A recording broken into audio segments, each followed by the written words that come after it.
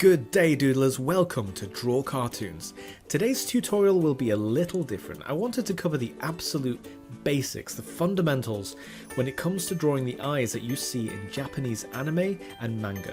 Make sure you watch until the end because I've got some great important tips for this all the way through. Enjoy! Let's get started. But first, if you want to learn to draw the fast and easy way, make sure you subscribe to the channel and ring that bell.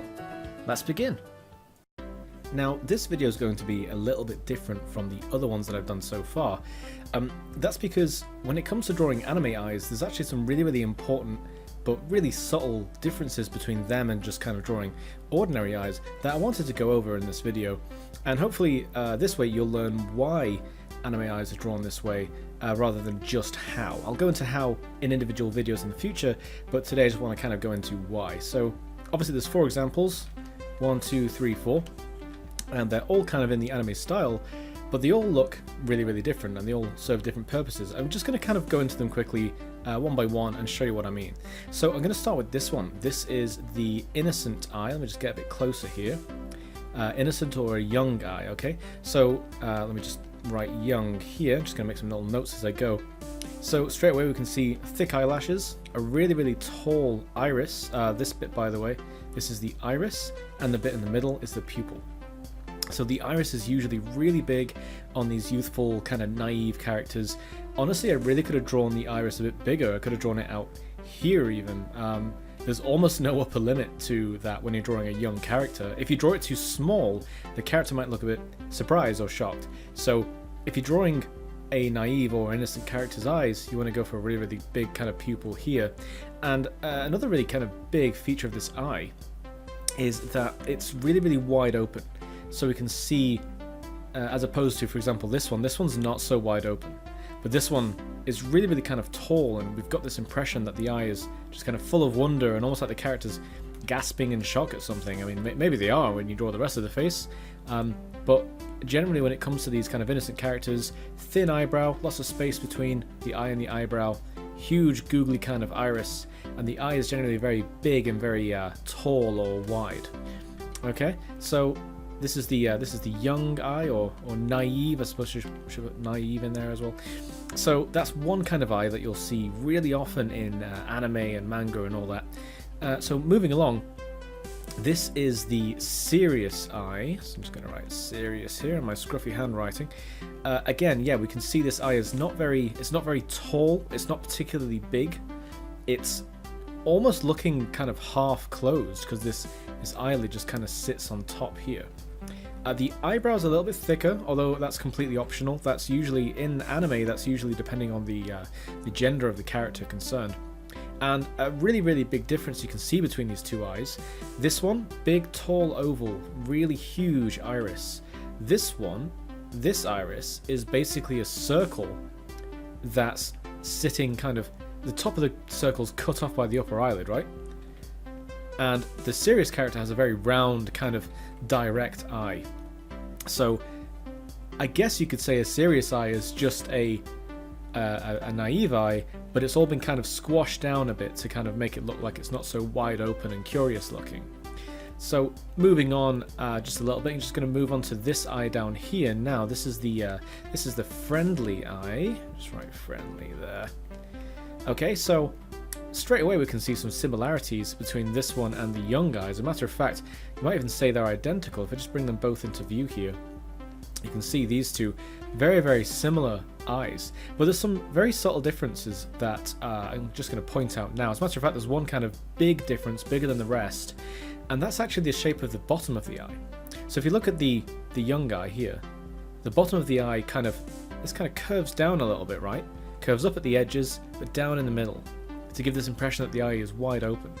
This eye, on the other hand, this curve at the bottom is kind of bulging up a little bit, right? So the edges are coming down, but this middle bit is kind of pointing upwards towards the eye. Now, why is that, and why does it make such a big difference? Well, the reason why is because if you're smiling, if you look in a mirror right now and you smile into the mirror, if I just kind of doodle a little mouth here, kind of a smiling mouth. So if you look in a mirror and you smile right now, what happens to your eyes? Do your eyes kind of stay wide open like this? No, not really. Because your cheeks are moving up, because you smile, it kind of pushes, I guess, the muscles up. What's happening is the very, very bottom of your eyes is getting pushed up just a little bit, and we get this kind of more joyful look in our eyes. So you can tell someone's smiling without really seeing the mouth because of the way the mouth causes the cheeks to kind of bunch up under your eyes. And that, just rub that out real quick, that's exactly what's going on with this eye. So this character, we can't see their mouth, but there is a smile down here, somewhere underneath that mouth, just there. But we don't need to see it, because this line here is telling us that the character is smiling. And that immediately gives us the impression that this character is quite friendly and quite trustworthy.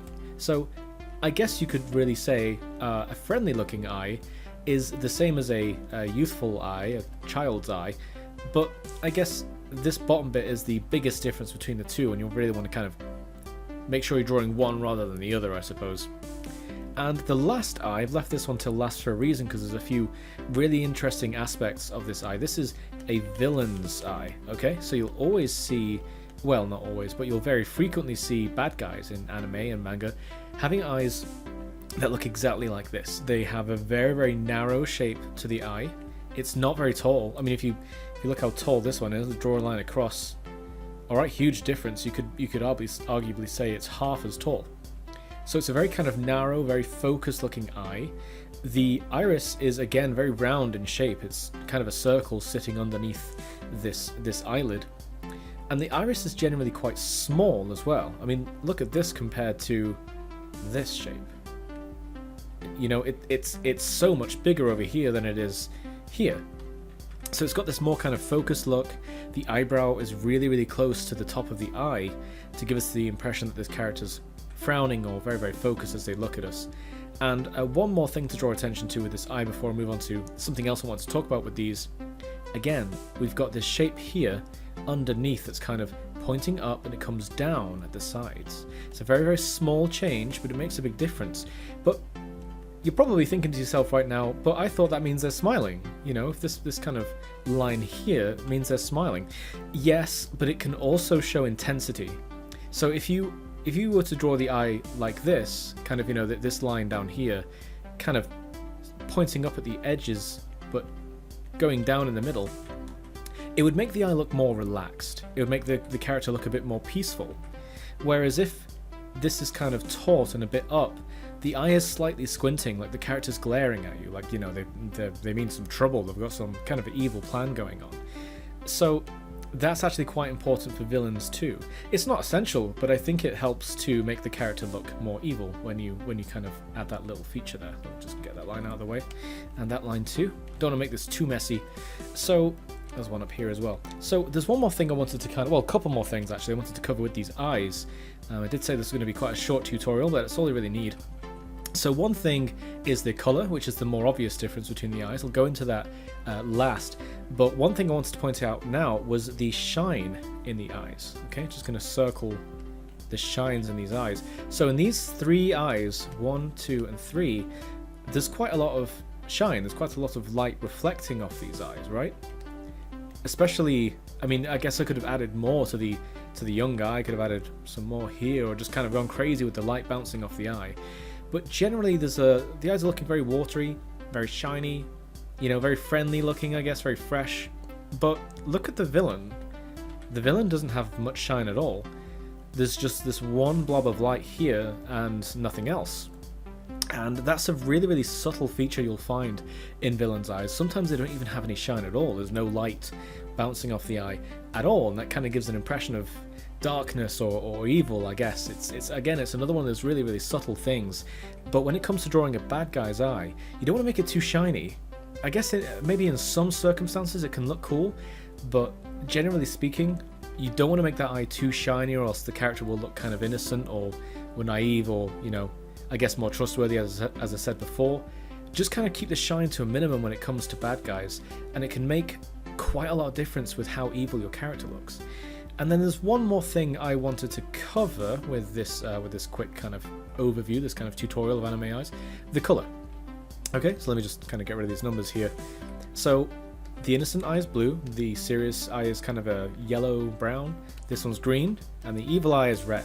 Now, the evil eye is red for a very obvious reason. Red is a color that's associated with energy or anger or fury.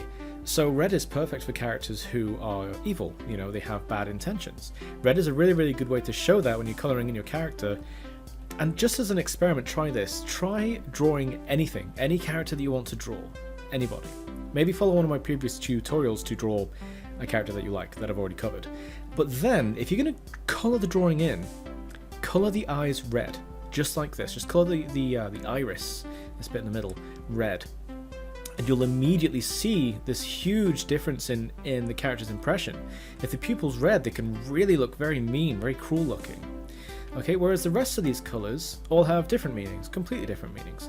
So for example, blue, just like this blue here, very associated with honesty, joy, freedom, and those are things that are usually associated with the more youthful characters in animes and manga and things like that. It's a very good color for conveying innocence or, you know, just friendliness in a character, I suppose. For the serious eye, I've made it yellow. I could have made it purple too. I chose this color because I wanted to convey some kind of mystery, wanted them to look mysterious, or, you know, we don't really know much about this character, maybe they've got some cool backstory we don't know about yet. And yellow can also be evil, but not as much as red, especially if, you know, if you've got a red down here, that can kind of contrast that, if you know what I mean. So yellow or purple, really, really good characters for colors, sorry, for a character that's quite serious and we don't fully understand them. And finally, the friendly eye, I chose green because green is usually a color that's associated with kindness and harmony. So it's perfect for a character that we know we can trust pretty much from the onset. You see this eye here, this kind of bit at the bottom that I covered before, it's kind of bunched up at the bottom to give the impression that they're smiling, and in combination with the green iris, we straight away get this impression that this is a character that we can trust. So those are just some kind of key small things I wanted to cover, very subtle differences between different styles of anime eyes that I wanted to cover and just kind of make light of. These really, really small changes in between eyes can be very easy to overlook, but if you watch anime cartoons or you read the books, the mangas, it becomes quite obvious actually when you start looking at the eyes. The eyes are a very, very good way to understand the character. So I hope that was really, really useful. I'm soon going to be working on tutorials on how to draw all of these eyes one by one. So I'll probably put some links to those at the end of this video once they're all done, of course. And yeah, thank you for watching up to here. I hope this tutorial was very, very helpful. I know it's not like my usual ones. I wanted to explain why things are drawn the way they are rather than just kind of jumping into how. But the how will be covered individual. I'll cover all of these eyes one by one. So guys, thank you very much for watching to the end, and I'll see you soon.